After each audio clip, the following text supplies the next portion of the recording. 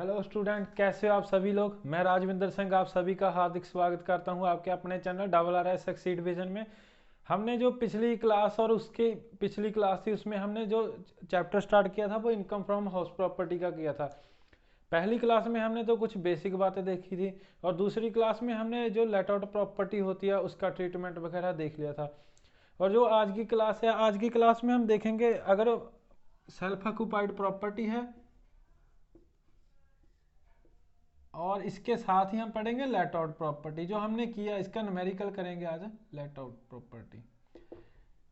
अब क्लास शुरू करने से पहले आपसे एक रिक्वेस्ट है कि आप इस चैनल को सब्सक्राइब करें और वीडियो को ज़्यादा से ज़्यादा शेयर करें और वीडियो को लाइक ज़रूर कर दें। चलो शुरू करते हैं फिर आज की क्लास। जो आज आपके लिए टॉपिक लाया हूँ वह वही है सेल्फ ऑक्यूपाइड प्रॉपर्टी। अब सेल्फ ऑक्यूपाइड प्रॉपर्टी क्या होती है। सेल्फ ऑक्यूपाइड प्रॉपर्टी आपको जैसे पता है, कोई भी एम्प्लॉयर एसएससी, जो हमारा एसएससी है ना, सेल्फ ऑक्यूपाइड प्रॉपर्टी,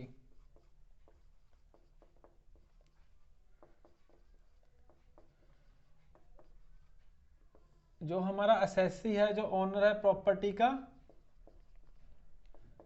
वो खुद रह रहा है घर में, उसका कैसे ट्रीटमेंट होगा। क्या वो टैक्सेबल होगी? अदरवाइज नहीं होगी। अगर उसके पास एक है तो नहीं होगी, क्योंकि उसके पास प्रॉपर्टी एक है सेल्फ ऑक्यूपाइड। अगर दो है तो दो भी नहीं होगी।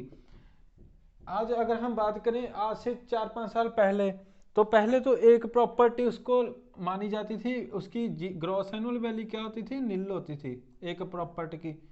लेकिन अब हमारा इनकम टैक्स एक्ट जो उसमें अमेंडमेंट हुई उसके बाद हमने कितनी की, 1 और 2। ठीक है, या तो 1 हो या 2 हो। ठीक है, उसकी जीए भी हम कितनी रख सकते हैं, ग्रॉस एनुअल वैल्यू नील।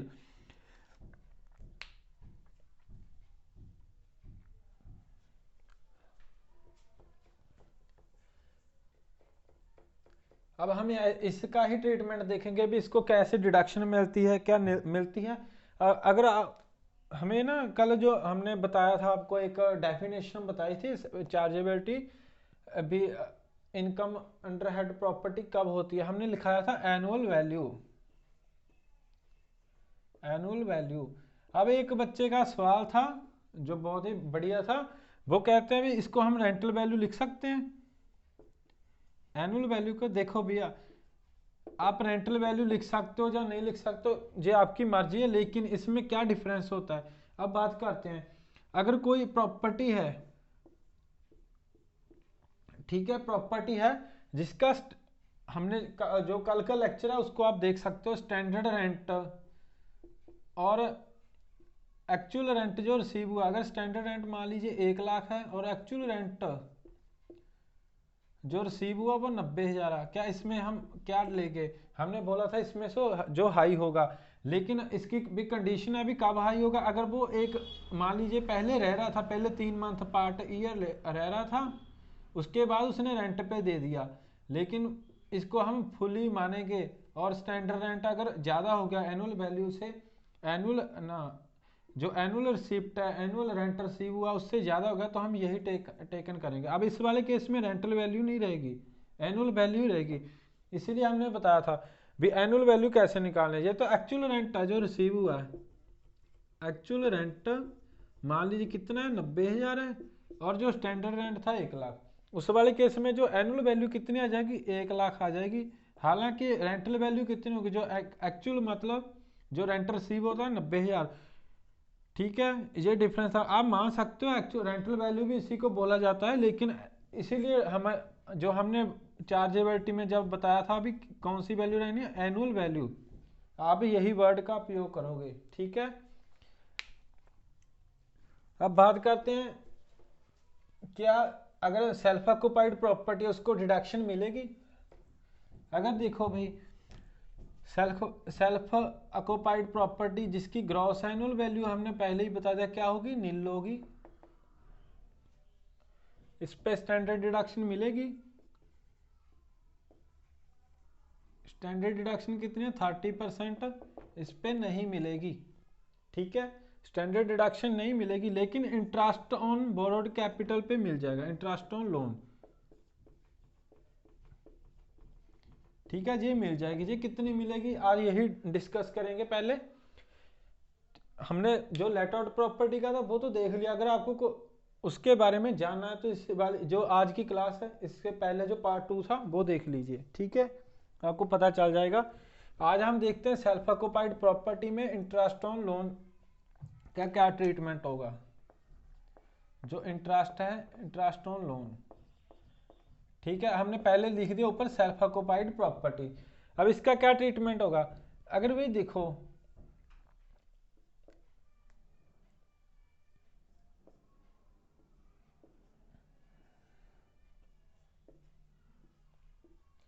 अब देखो इसकी बात करते हैं। Interest on loan self occupied property, इस पे मिलेगा कि नहीं मिलेगा, इस पे मिलेगा, इंटरेस्ट मिलेगा, हमने पहले ही बता दिया। इंटरेस्ट की डिडक्शन मिल जाएगी, कितनी मिलेगी, देखो भाई अगर वो इसकी एक डिडक्शन होती है 30,000, ठीक है, दूसरी अब कितनी होगी 2 लाख, पहले कितनी थी 1.5 लाख, ठीक है, 30,000 और पहले 1.5 लाख होती थी, अब पहले मात्र 4-5 साल पहले 1.5 लाख थी, अब 2 लाख ही है, अब कितनी है 2 लाख। अब 2 लाख कैसे, ये 30,000 कैसे होगी, 2 लाख कैसे होगी, अगर देखो वो लोन जो लोन उसने लिया है 1/4/99 से, कब लिया, बिफोर, तब वाले केस में क्या हो जाएगी 30,000 हो जाएगी, सिंपल सिंपल, ठीक है।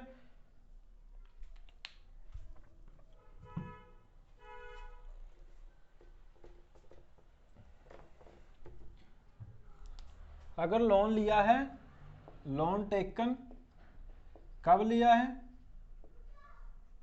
बिफोर 1/4/99, कितनी मिल जाएगी, सीधी सीधी 30,000। अब दूसरा, अगर लोन टेकन लिया है आफ्टर 1/4/99, कोई भी सा ईयर आ सकता है इसमें लिया, इसकी भी एक कंडीशन है, क्या, या तो 2 लाख मिलेगी उसको, या 30,000। ये क्या है, ये मैक्सिमम वैल्यू है, मैक्सिमम डिडक्शन है ये, आप ऐसा मत समझ लेना भी 30,000 मिलेगी, मैक्सिमम 30,000 तक मिलेगी। अगर वहां लिखा हो उसको इंटरेस्ट ऑन लोन 15,000 तो हम 15,000 दे देंगे, अगर लिखा हो 45,000 तो 45,000 नहीं देंगे, कितनी मिलेगी, मैक्सिमम 30,000। इस वाले केस में भी मैक्सिमम है, मैक्सिमम कितनी मिलेगी, 2 लाख और 30,000। 2 लाख कब मिलेगी, अगर वो कंप्लीट करता है घर को कितने सालों में, अब लोन टेकन लिया, लोन लिया उसने उसने प्रॉपर्टी हाउस कंप्लीट किया कितने सालों में, विद इन 5 ईयर, कब, विद इन 5 साल के अंदर अंदर। और दूसरी क्या कंडीशन रहेगी इसकी, एक तो उन्होंने कंप्लीट कर लिया मकान विद इन 5 ईयर, और दूसरी 2 लाख की क्या होती है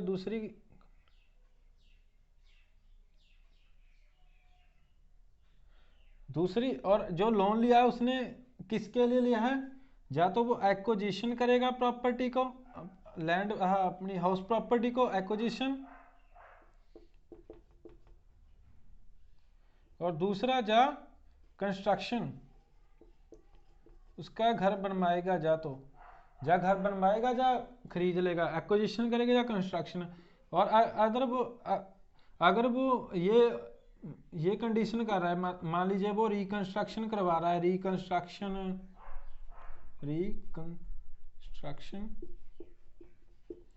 रीन्यूअल, ठीक है, अगर रिकंस्ट्रक्शन करा रहा है, रीन्यूअल करा रहा है घर को, अगर घर की और कुछ मरम्मत करवा रहा है ना वो, तो तब कितनी मिल जाएगी 30,000। अब देखो क्या होता है, सेल्फ हमने जो नॉर्मल था वो तो हमने पढ़ लिया, वो तो 5 किस्तों में, अगर प्री है तो 5 इंस्टॉलमेंट, यहाँ भी अगर प्री होगा तो वही 5 इंस्टॉलमेंट में ही धीरे धीरे करके मिल जाएगी। जैसे पहली 5 इंस्टॉलमेंट ने जब घर कंप्लीट हुआ उस वाले प्रीवियस ईयर में पहली किस्त मिल जाएगी, दूसरी अगले साल, तीसरी, चौथी, 5वीं, ठीक है। अब इसका क्या मतलब है, अगर लोन लिया है उसने, सेल्फ ऑक्युपाइड प्रॉपर्टी की बात करें, उसको स्टैंडर्ड डिडक्शन तो कितनी मिल जाएगी, स्टैंडर्ड डिडक्शन अंडर सेक्शन 24(1) नील, ठीक है, कुछ नहीं मिलेगा, 30% वाली नहीं मिलेगी। अब दूसरी बात इंटरेस्ट ऑन लोन पे, अगर वो लोन ले रहा है बिफोर 1/4/99 से पहले ले रहा है तो मैक्सिमम डिडक्शन 30,000 मिल जाएगी। अगर उसने बोल दिया भी 15,000 इंटरेस्ट है तो फुल, अगर 45 तो 30,000 तक की लिमिट हो जाएगी। अब मैक्सिमम इस वाले केस में अगर आफ्टर लिया तो 2 लाख मिल जाएगा, 30,000। अब 2 लाख कब मिलेगी, 2 लाख तो तब मिलेगी अगर उसने घर कंप्लीट किया विद इन 5 ईयर। और दूसरा, और जो लोन लिया है वो किसके लिए लिया, एक्विजिशन के लिए या कंस्ट्रक्शन के लिए। अब 30,000 कब मिलेगी, ये तो 1 0 ज़्यादा ही लग गई, 30,000 कब मिलेगी, जब वो रिकंस्ट्रक्शन करा रहा है, प्रॉपर्टी को रीन्यूअल करा रहा है, ठीक है। आई होप आपको ये पता चल गया होगा। अब यहाँ तक था हमारा हाउस प्रॉपर्टी का। अब अगर मुझे नहीं लगता कोई चीज़ रह गई हो। अब हमने कल बात की थी स्टैंडर्ड म्यूनिसिपल रेंटल वैल्यू और क्या था, फेयर रेंटल वैल्यू, ठीक है, और स्टैंडर्ड रेंटल वैल्यू, इसकी बात की थी। मैंने लिखा था subject to standard rental value, subject नहीं लिखना, क्या लिखेंगे, रिस्ट्रिक्टेड। बात तो भैया restricted to standard rental value, ठीक है। आई होप आपको ये अच्छे से पता चल गया होगा।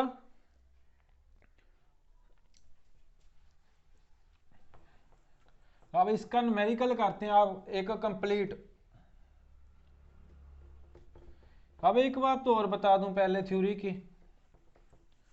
अब सेल्फ ऑक्युपाइड प्रॉपर्टी है, मान लीजिए उसके पास 3 घर है, मैंने तो पहले ही बता दिया, अभी आप 2 घर, कोई से भी 2 घर को आप नील ले सकते हो, ग्रॉस एनुअल वैल्यू, एक घर की टैक्सेबिलिटी निकाल लोगे, ठीक है। अब मुद्दा ये उठता है, अगर वो प्रॉपर्टी है कोई भी हाउस प्रॉपर्टी,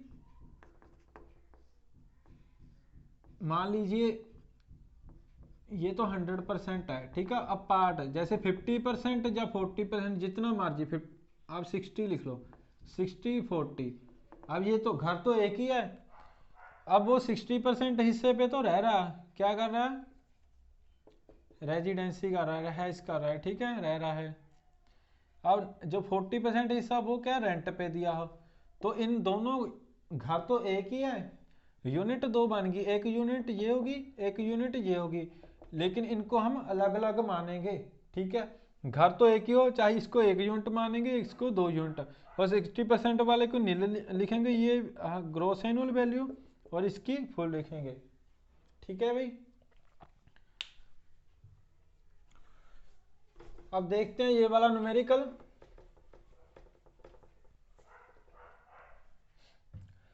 अब ये क्या कह रहा है, कहता है mister Vikas owns a house property whose municipal value, fair rental value and standard value are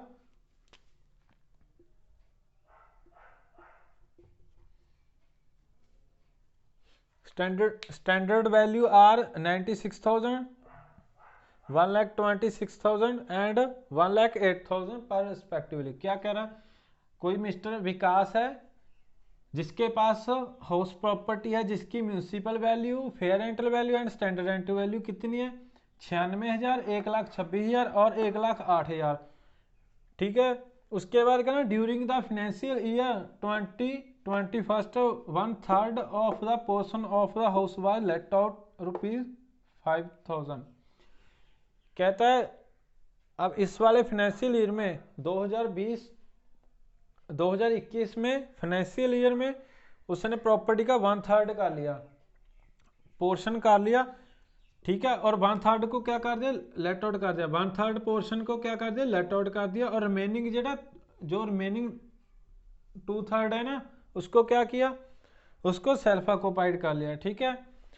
कहता है remaining 2/3 portion was self occupied by him, ठीक है। अब म्यूनिसिपल टैक्स लिखा हुआ है, कितने municipal tax, 11% of municipal value was पे ड्यूरिंग द ईयर। हमने कल बताया था अभी ड्यूरिंग द ईयर हो तभी डिडक्शन मिलेगी, इसकी अदरवाइज नहीं मिलेगी। अब हमने ये भी बताया था इंटरेस्ट ऑन लोन है जो, ठीक है, इंटरेस्ट ऑन लोन है उसकी डिडक्शन कैसे मिलेगी, उसकी एक्रू बेसिस मिलेगी। जब वो एक्रूल हो जाएगा तब डिडक्शन मिल जाएगी, वेदर इन इन रिस्पेक्टिव वो पे हो या ना हो। ठीक है, इसका क्या मतलब है, अगर हमने मान लीजिए 2020 में 2020 में इंटरेस्ट ड्यू हुआ था, उसकी 2020 में ही डिडक्शन मिलेगी, चाहे वो पे किया हो 2020 में चाहे ना।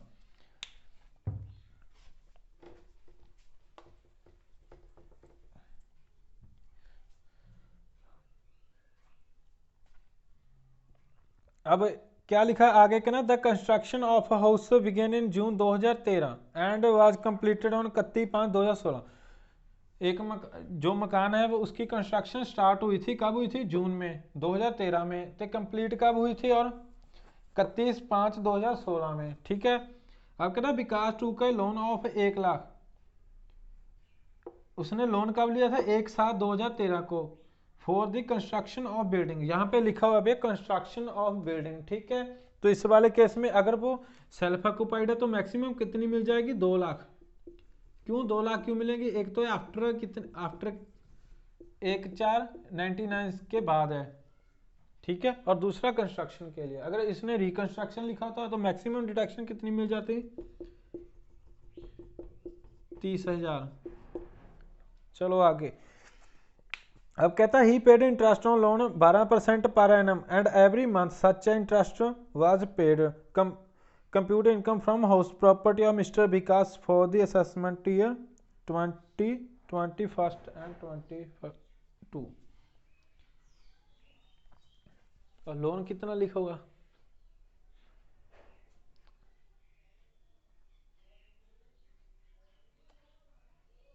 1 लाख।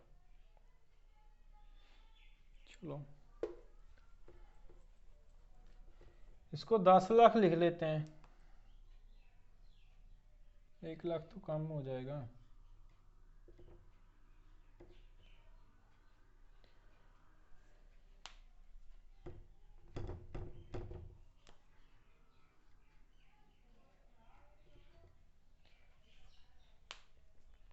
ठीक है, करते हैं फिर शुरू। अब आपके पास दो ऑप्शन रहेंगी, चाहे तो आप ऐसे लिख लो, self occupied property, let out property, चाहे पहले लेट आउट प्रॉपर्टी का निकालो चाहे सेल्फ ऑक्यूपाइड का, आपको जैसे अच्छा लगे। हम पहले लेट आउट का निकाल लेते हैं, चाहे तो इकट्ठे ही कर लेते हैं यार, इकट्ठा ही कर लेते हैं।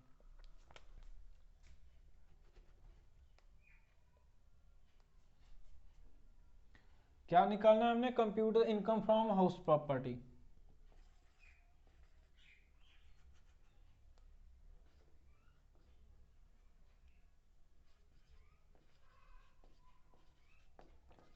कंप्यूटेशन ऑफ इनकम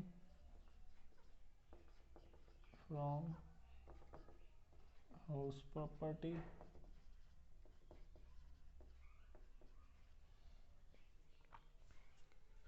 वो mister Vikas for the assessment year, कितना असेसमेंट ईयर 2021-22।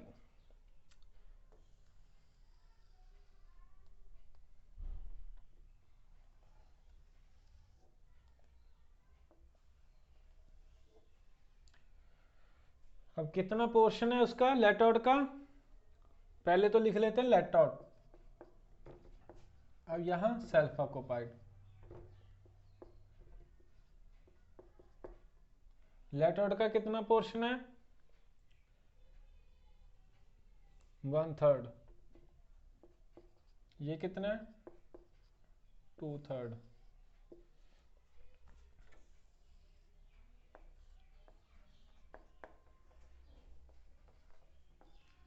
अब देखो हम एक्सपेक्टेड रेंटल निकालते हैं, expected rental value.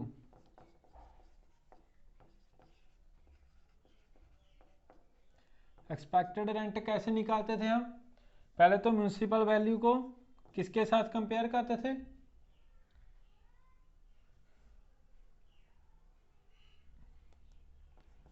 Higher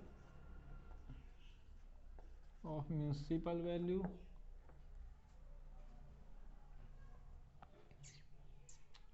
and fair rental value. ठीक है, व्हाट रिस्ट्रिक्टेड टू, कहाँ तक रुक जाएगी ये, टू स्टैंडर्ड रेंट। अब कंपेयर ही करना है, म्यूनसिपल वैल्यू और फेयर रेंटल वैल्यू कितनी है 96 और 1,26,000। ठीक है, और स्टैंडर्ड रेंट, पहले इनमें से कौन हाई कौन है, म्यूनसिपल वैल्यू आ जाए, क्या आ जाएगा, फेयर रेंटल वैल्यू कितनी है 1,26,000। अब उसको कंपेयर करेंगे स्टैंडर्ड रेंट के साथ, स्टैंडर्ड रेंट कितना है 1,08,000, इनमें से कौन आ जाएगा स्टैंडर्ड रेंट। चलो आप हम और काम करते हैं, इसको रहने देते हैं, हम सिंपल निकालते हैं, जैसे आपको भी फिर पता चल जाएगा। पहले क्या लिखते हैं, ए लिख देते हैं, म्यूनसिपल वैल्यू कितनी है,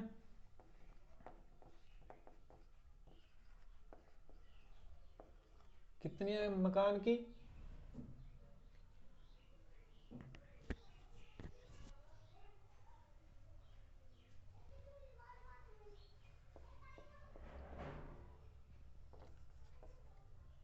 इसको छोटा कर देते हैं, म्यूनसिपल वैल्यू कितनी है, फेयर रेंटल कितनी है। अब हमें पता है, हमने लेट आउट प्रॉपर्टी का देखना है, सेल्फ ऑक्युपाइड का नहीं देखना, क्योंकि इसकी तो जीए भी नील होगी। लेट आउट कितनी है 1/3 है, ये भी 1/3 रहेगी, 6, 8, 9, ये कितना आ जाएगा, ये 32,000 आ गया, ये कितना आ जाएगा, compare municipal value and fair rental value whichever is higher.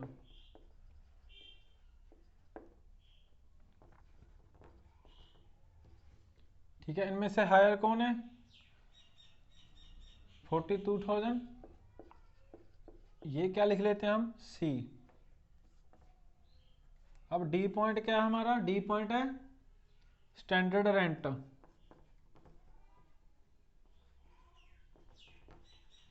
ये कितना है 1,08,000, ये भी 1/3 का ही निकालेंगे,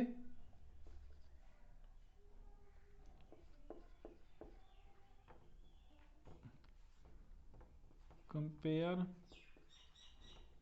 सी and D which is low, वो क्या आ जाएगा एक्सपेक्टेड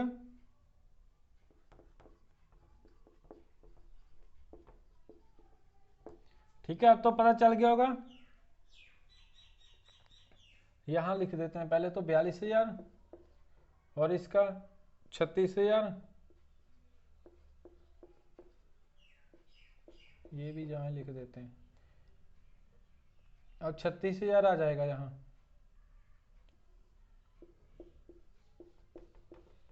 कितना आ गया 36,000। अब हम क्या बात करेंगे, अब हमें जो एक्चुअल रेंट रिसीव हुआ कितनी लेट आउट पे 5,000 पर मंथ, कितनी है लेट आउट एनुअल, एनुअल नहीं एक्चुअल, एक्चुअल रेंट कितना है 5,000 पर मंथ है, ये तो भैया उसका ही है 1/3 पोर्शन का ही है, 5 है 60, क्या आ गया whichever E and F which is high, ये क्या आ जाएगा, ये आ गई ग्रॉस एनुअल वैल्यू, ये कितनी आएगी 60,000 और इसकी कितनी आ जाएगी नील। अब यहाँ पे क्या निकाल देंगे less municipal tax, municipal tax कितना है, कहता है म्यूनसिपल टैक्स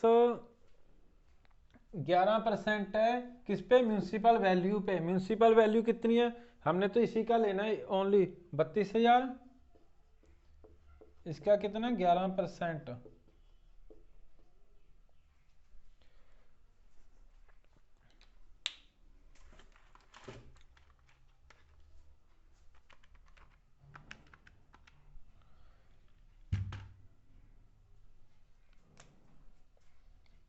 ₹3,520 आ गई।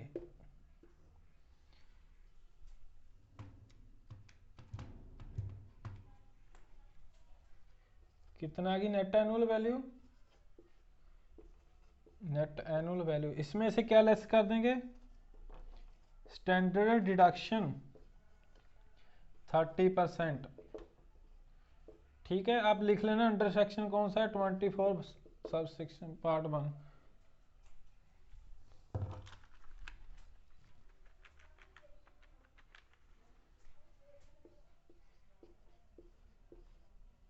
ये नहीं मिलेगी इस वाले केस में। अब हम बात करते हैं लोन की।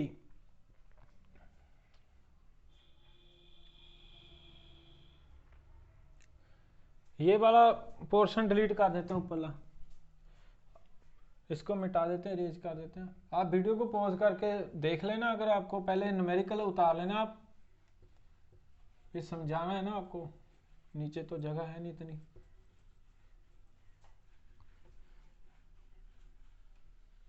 यहाँ तक ठीक है।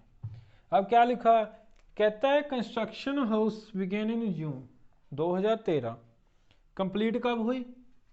अब देखिए भाई, कंस्ट्रक्शन कब कंप्लीट हुई,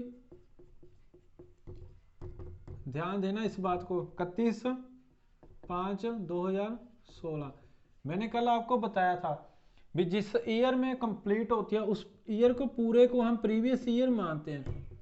प्रीवियस ईयर मतलब इस साल का 2016 का। अब हमारा प्रीवियस ईयर कौन सा है? प्रीवियस ईयर हमारा है 2021, 2020 और 21 है, लेकिन हम बात करते हैं कब, 1/4/2016 से लेके 31/3/2017 तक हुआ होगा। ठीक है, इससे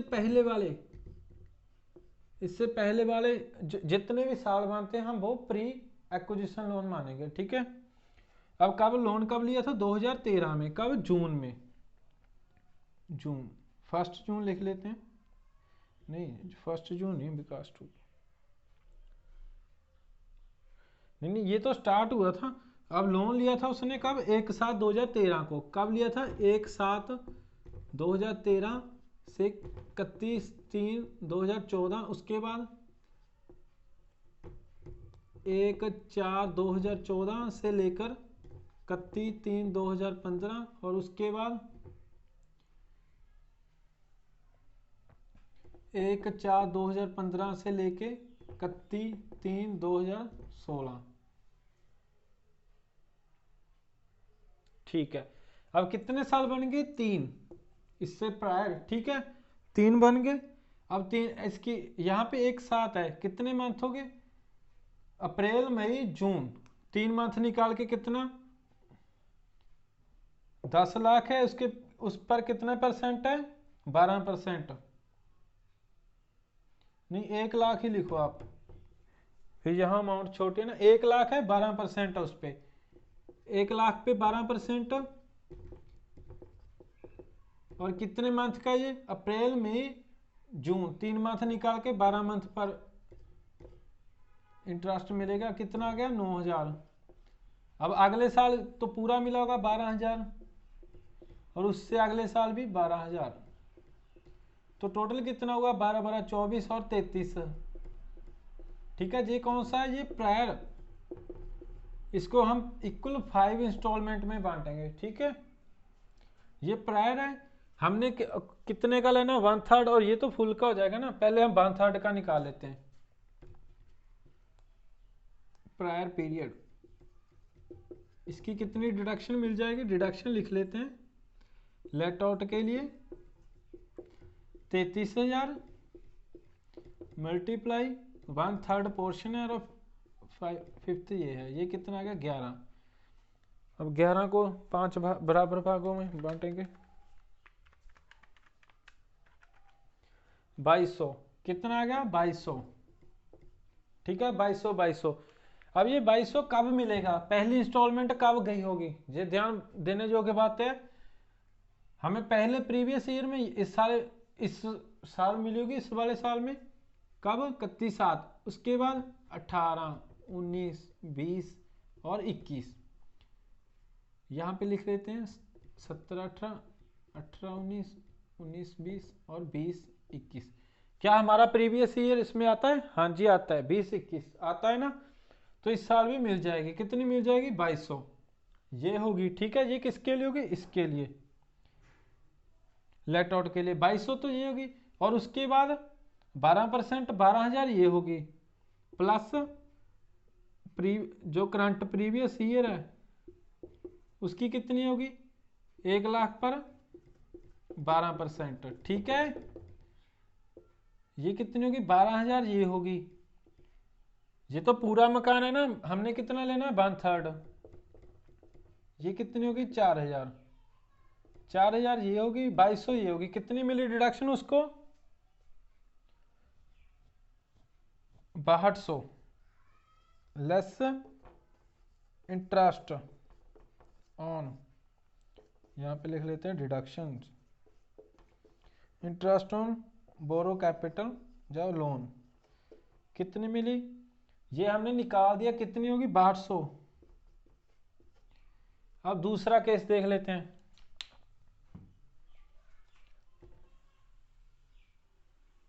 अब ये तो आपको करवा दिया। अब दूसरा लेट आउट प्रॉपर्टी के लिए हमने ये तो निकाला 2200, तो 1/3 का आ गया। अब 2/3 का कितना हो जाएगा, सेल्फ ऑक्यूपाइड के लिए 2200 1/3 का था, तो 2/3 का 44, ठीक है। अब इसको क्या ये मिलेगी, ये वाली डिडक्शन 4,000 में से भी मिलेगी, कितनी मिलेगी, ये 12,000 टोटल था, अब इसमें 8,000 वो हो जाएगा, ठीक है। ये देख लो 12,000 कैसे निकला, 2/3 है, 4 8,000 ये होगी, कितनी होगी, 4 और 12,400 यहाँ पे डिडक्शन मिल जाएगी, ठीक है, पता चल गया। ये तो जो हमें इक्वल 5 मंथ इंस्टॉलमेंट में लेना ना, मंथ नहीं 5 इंस्टॉलमेंट में इक्वल 5 लगातार, वो हम देखते हैं। अब इस प्रीवियस ईयर में हमारा मकान कंप्लीट हुआ, उसको छोड़ के उसके उस प्रीवियस ईयर को ही छोड़ देना, 31/5 नहीं देखना, 2016 से 1 अप्रैल 2000 या 1 मई से नहीं लेना, 2016 से हमने ये प्रीवियस ईयर को ही छोड़ के पिछला कौन था, ये, उसके बाद ये, उसके बाद ये। अब 1 साल से 31 तक कितने मंथ बने, 9 मंथ बने, हमने लिख दिया। उसके बाद हमने टोटल 12 लेके 33,000 मेरा टोटल बना था, उसको 5 इंस्टॉलमेंट में लेना था। 5 इंस्टॉलमेंट में अगर लेते 33,000 को तो कितना बनता है,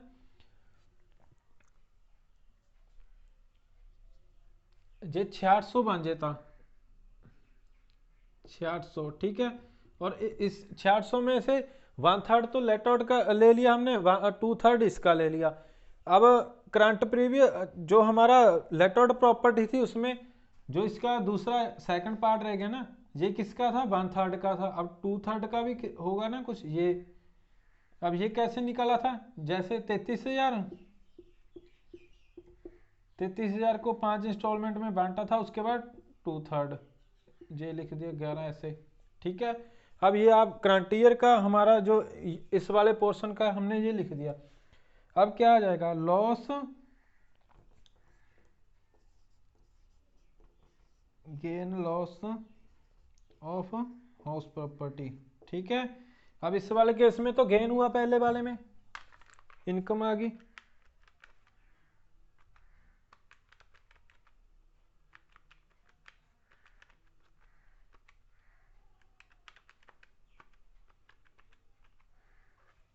ये कितनी आ गई, 3 3 3 3 6, ये तो इनकम है, ठीक है। और ये 12,400 लॉस है, ठीक है। आई होप आपको ये न्यूमेरिकल अच्छी तरह से समझ आ गया होगा।